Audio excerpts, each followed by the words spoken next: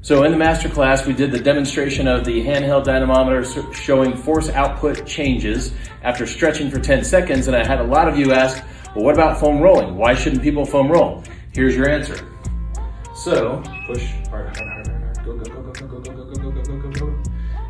So force output for gluteus medius, 39.8. We're gonna foam roll left IT band 10 times.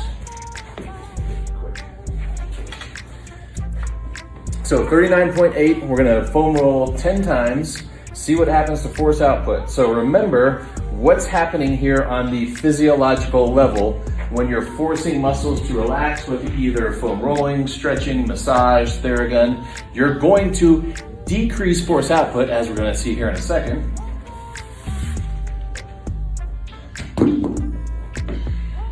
And push, go, go, go, go, go, go, go, go, go, go, go, go. Come on, come on, come on, come on, come on.